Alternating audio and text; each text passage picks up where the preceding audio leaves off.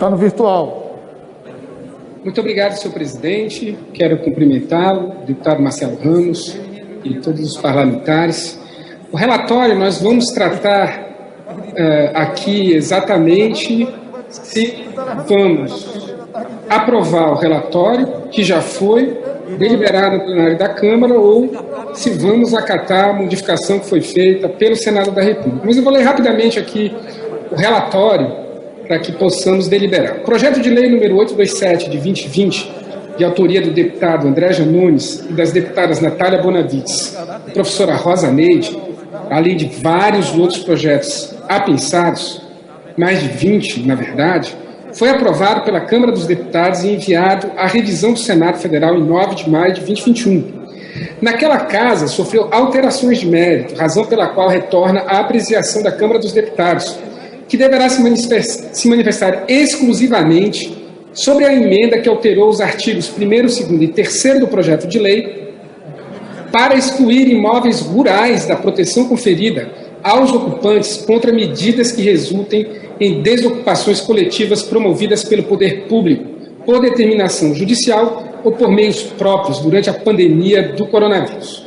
Em 25 de junho de 2021, a matéria retornou à Câmara dos Deputados e foi distribuída às comissões de Defesa do Consumidor, Desenvolvimento Econômico, Indústria, Comércio e Serviços, Finanças e Tributação, Agricultura, Pecuária, Abastecimento e Desenvolvimento Rural e Constituição, Justiça e de Cidadania. Em razão da distribuição a mais de 3 comissões de mérito, determinou-se a criação de comissão especial para analisar a matéria, conforme inciso 2º do artigo 34 do Regimento Interno da Câmara dos Deputados. A matéria tramita em regime de urgência, estando pronta para apreciação pelo plenário. É o relatório. Voto do relator. A emenda do Senado Federal propõe preservar os imóveis rurais da limitação temporal excepcional imposta pelo projeto de lei número 827 de 2020, em razão da pandemia do coronavírus, ao direito do respectivo proprietário de reaver o imóvel do poder de quem o detenha ou possua indevidamente.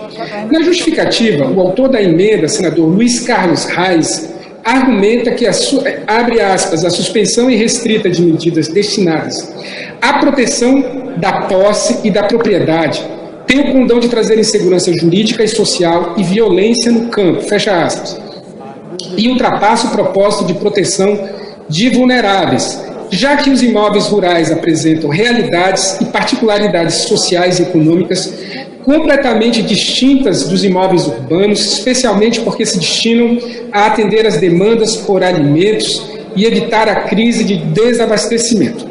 Com isso, o projeto de lei, na parte em que impede a desocupação ou remoção forçada de pessoas das casas ou terras que ocupam até 31 de dezembro de 2021, alcançará tão somente casas e terrenos urbanos, afastando a proteção conferida aos ocupantes de imóveis rurais de ver assegurada a moradia e os meios de produção enquanto uma grave crise sanitária atinge o país.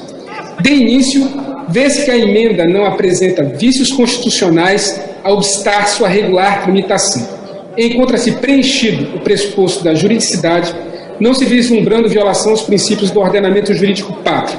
Quanto à técnica legislativa, a emenda guarda adequada consonância com os comandos da Lei Complementar número 95 de 1998, que dispõe sobre a elaboração, redação, alteração e consolidação das leis. Quanto à admissibilidade e compatibilidade financeira e orçamentária da matéria, não se vislumbra qualquer desrespeito às normas vigentes, em especial em relação à Lei Complementar número 101, de 4 de maio de 2000, a Lei do Plano Plurianual, a Lei de Diretrizes Orçamentárias e a Lei Orçamentária da União. No mérito, ainda que se reconheça a distinção entre a função social de imóveis urbanos e rurais, preciso esclarecer que o projeto de lei em apreço não tem por escopo definir a posse ou a propriedade de bens, mas proteger pessoas, seres humanos, proteção expressa no direito de acesso aos meios de subsistência, à moradia e à saúde, que são pressupostos do direito a uma vida digna. Estamos falando isso em tempos de pandemia, em que esse resguardo desse direito pode significar a diferença entre a vida e a morte.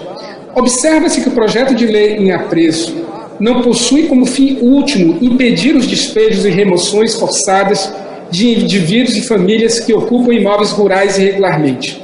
Quer-se, em verdade, que as soluções adotadas para sanar os eventuais conflitos sobre a posse ou propriedade, sejam elas jurídicas, administrativas ou no âmbito da esfera privada, especialmente nesse momento excepcional em que medidas sanitárias se fazem necessárias para conter o avanço do vírus, leve em consideração a necessidade de preservação da vida e da saúde da população envolvida.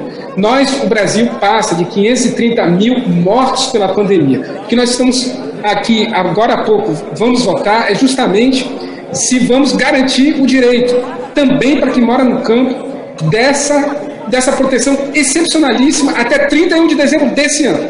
O próprio conceito de desocupação ou remoção forçada coletiva, constante do artigo 3º do projeto de lei, expressa esse objetivo.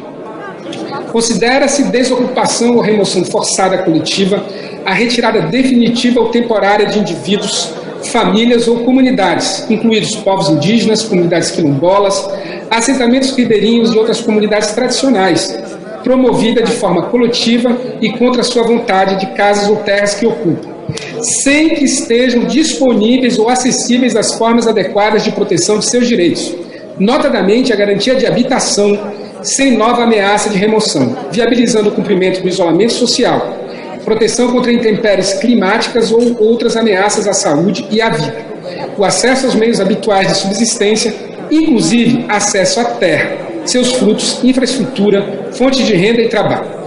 Trata-se de medida de natureza humanitária, destinada a proteger pessoas em situação de vulnerabilidade social e que não deve ser frustrada por simples presunção de que todo imóvel rural se destina à produção de alimentos para justificar uma suposta integridade do interesse social. Afinal, muitas famílias ameaçadas de despejo também são produtores rurais. Não há como negar a condição de vulnerabilidade dessa parcela que precariamente ocupa imóveis rurais no país historicamente concentrador de terras, marcados por conflitos e sem mediação política que consiga conciliar adequadamente as necessidades da população do campo e suas forças produtivas. O Censo Agropecuário de 2017 revelou que a concentração de terras continua sendo uma tendência que traz como consequência a redução das áreas ocupadas pela agricultura familiar e menor número de postos de trabalho nas pequenas propriedades. O desemprego no meio rural também é uma realidade e a renda das famílias das áreas rurais representa pouco mais da metade do recebido em áreas urbanas. Enquanto a solução para os problemas fundiários do Brasil não avança, mesmo considerando o seu potencial para desafogar as necessidades de moradia e a produção de alimentos, busca-se com a presente proposição, ao menos, evitar os riscos de agravamento desses problemas em meio à crise sanitária, econômica e social que atravessamos. O Conselho Nacional de Saúde já tem se manifestado em reiteradas ocasiões favoravelmente à suspensão dos despejos, reconhecendo na condição de espaço de controle social com legitimidade e responsabilidade em defender a vida das pessoas, a saúde coletiva e sanitária, que o despejo aumenta a contaminação por Covid-19, que as pessoas despejadas vão ocupar as ruas que passarão a ser suas moradas. Essa situação é a mesma para quem se abriga na cidade ou no campo. Dessa forma, entende-se que o tratamento distinto pretendido pela emenda, que considera tão somente o tipo de imóvel que os cidadãos ocupam para definir a proteção merecida, não se coaduna com o propósito do projeto de lei ora em análise, de assegurar o direito à moradia durante a pandemia, diferentemente do alegado, a expressa previsão legal da suspensão dos despejos coletivos em áreas rurais não gera insegurança jurídica, pois não afeta a disputa pela posse ou propriedade. Antes, desencoraja ações violentas, garantindo, mesmo que transitoriamente, uma trégua em nome da solidariedade e da paz social tão necessárias para o enfrentamento do inimigo comum, o coronavírus. Diante do exposto, pela Comissão Especial votamos pela adequação financeira e orçamentária, pela constitucionalidade, juridicidade e boa técnica legislativa e, no mérito, pela rejeição da emenda única do Senado Federal. Senhor presidente, esse é o relatório.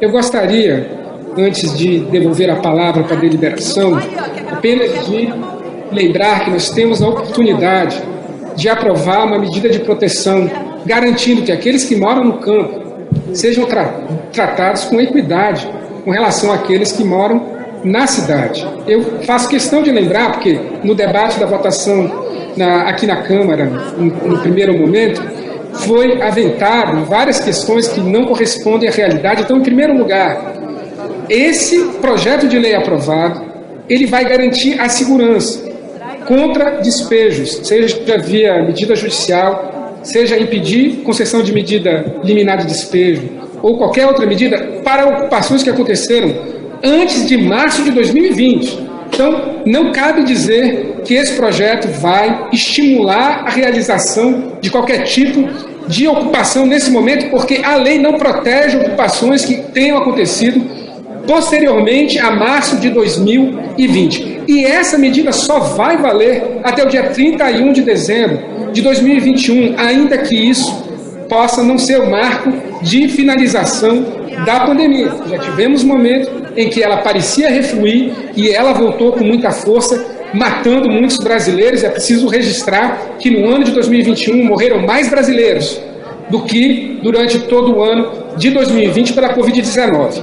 Então, eu faço questão de realçar esse ponto em particular. Nós não estamos mexendo no direito de propriedade, não vamos garantir o direito de que nenhuma ocupação que aconteça depois de março de 2020 possa ser abraçada pelos direitos que essa lei, que é temporária, urgente por causa da pandemia, possa garantir. Então, eu peço a todos os parlamentares que nós possamos manter o texto que nós já aprovamos aqui na Câmara, que seria bastante estranho nós aprovarmos uma lei mais generosa, mais solidária, mais inclusiva, que foi restringida na votação do Senado, e agora votarmos contra o que nós já votamos aqui.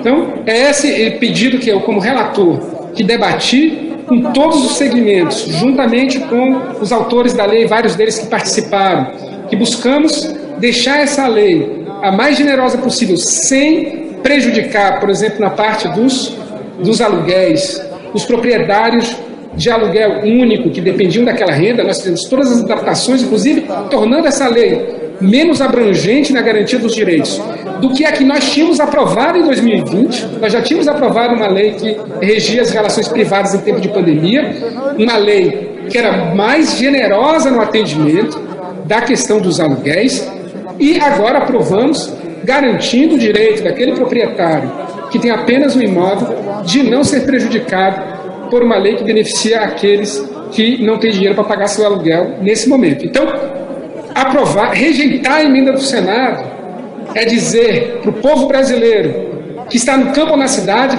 que nós todos somos iguais.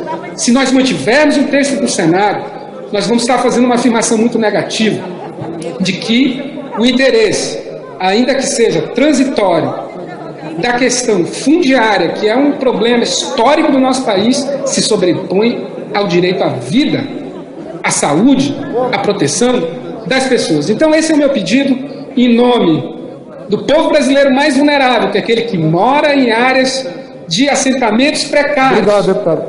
E da saúde.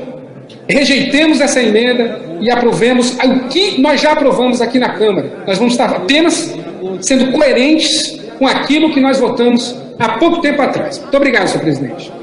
Obrigado, deputado. Passa essa discussão.